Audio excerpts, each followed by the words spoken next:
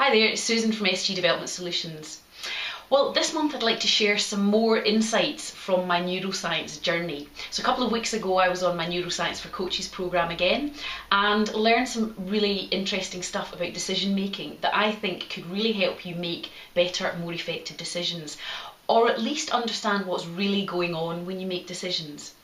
So I don't know about you, but the idea of a gut instinct, of sort of instinctive thinking, is something that I've been interested in, but never really quite felt it was the full story.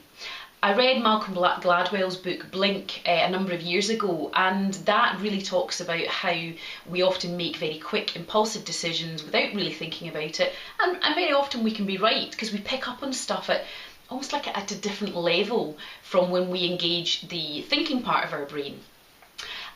So I get it, and it makes sense, and I know when it happens for me, but it just doesn't seem to be the full picture.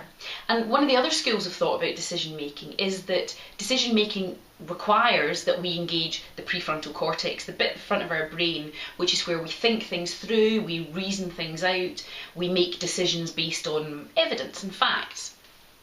But again, yeah, I get it, and I know when that happens to me, but there is still this thing called a gut instinct, which I think often can override what we logically, rationally know we should do.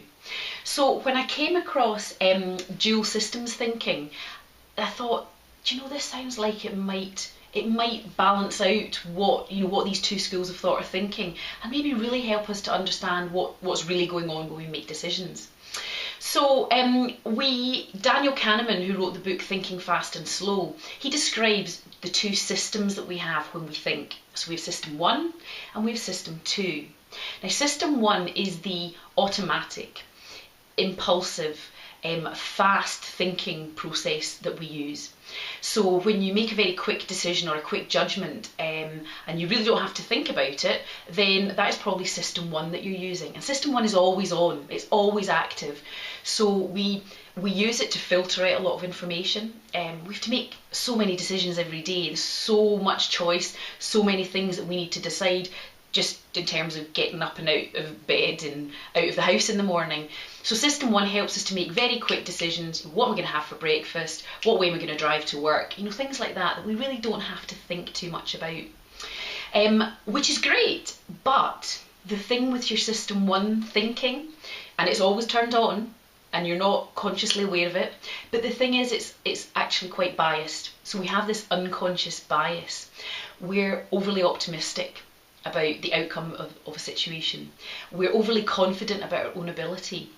We tend to pay attention to certain information and almost filter out other stuff, particularly if we've already made a decision or there's a decision that we'd rather go with. We'll actually try and find other bits of information and evidence to back that up, and all this is happening really, really quickly. So system 1 doesn't take account of all the information, but it acts very, very quickly. It can catch us out, and here's an example. Okay, so this is a little puzzle for you to think about. So if there's a bat and a ball, and the bat and ball cost £1.10.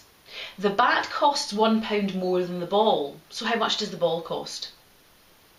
Now, if you said 10 pence, your system 1 just caught you out.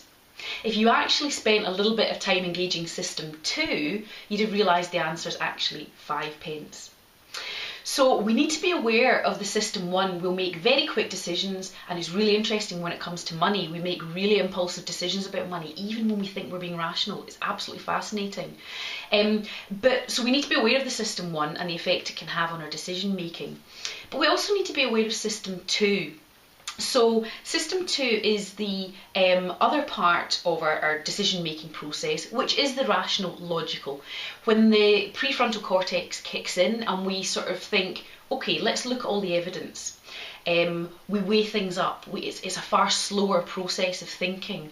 It looks at facts, it reasons things out, it looks for rational, logical decisions and evidence. Now the thing is, that takes quite a lot of effort. The more you engage your prefrontal cortex, the more tired it gets. And so actually the system 2 becomes quite lazy. System 1 is always on, and system 2 really kind of goes with system 1 most of the time. Every so often though, it'll realise, okay, I need to check up on what System 1's doing. So if something really unusual happens or it's a really new situation, System 2 might kick in. If you've got to plan and prioritise and there's lots of things to weigh up, System 2 will probably kick in. But it's really quite tiring, quite effortful. So System 2 tends to let System 1 get on with it. So we need to be aware when we make these quick impulsive decisions that we might trust our instinct and think, yep, that feels like the right thing to do right now, but actually maybe the unconscious bias is actually encouraging us to make a decision that perhaps doesn't weigh up all the facts. So think about when your System 1 and when your System 2 kick in, and think about the benefits of that and the challenges to that. And I guess, why am I sharing this with you? Well, it's to recognise when you're making decisions, to perhaps pause for a moment, particularly when they're really important decisions you need to make. Pause for a minute, recognise what your instinct is telling you, and then step back. Perhaps actually step back from the decision you've got to make and just go into your head for a minute and think, okay, what's going on here right now? What am I not noticing? Have I made this kind of decision before? What happened last time?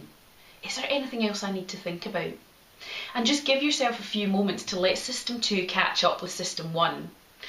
Even if System 2 comes up with a decision that is different to System 1, you can still go with System 1. But all I'm sort of suggesting is you at least can have a more balanced way of making the decision. You can say, that's what my instinct's telling me, and that's what logic and rational thinking is telling me. Which am I going to go for? So it's fascinating to understand that we do have these two systems and to start to notice when they kick in. For me, one of the best examples is when you go to the supermarket, and just next time you do it, be aware of it. How often do you pick things off the shelf, put them into your trolley without really thinking? You go with instinct. I did hear somebody saying once that never do your shopping on an empty stomach when you're hungry, because you will instinctively buy more and perhaps not as healthy stuff as you would if you were nice and full and already satisfied with food. So think about that. Another thing to perhaps test this theory out is when you're out walking, start walking just a little bit faster than you normally do. Then start saying out loud your 12 times table, or reciting the names of all of your school teachers from long ago. Notice what happens to the speed of your walking. Chances are you'll slow down, if not stop, because to engage in that cognitive thinking takes up your brain power, which means to walk faster than is normally comfortable, you just don't have enough space in your System 2 to be able to do both at once. So one of those things is going to suffer. So System 1, I'm not knocking it, it's great, but just be aware of when it happens to you. So good luck putting that into practice. I'd be really interested to hear how that affects your decision making. And if you'd like to explore this any further, just give me a call, drop me an email. It'd be great to have a chat with you about decisions you've got to make and how System 1 and System 2 could help you make more effective decisions. Thanks for watching.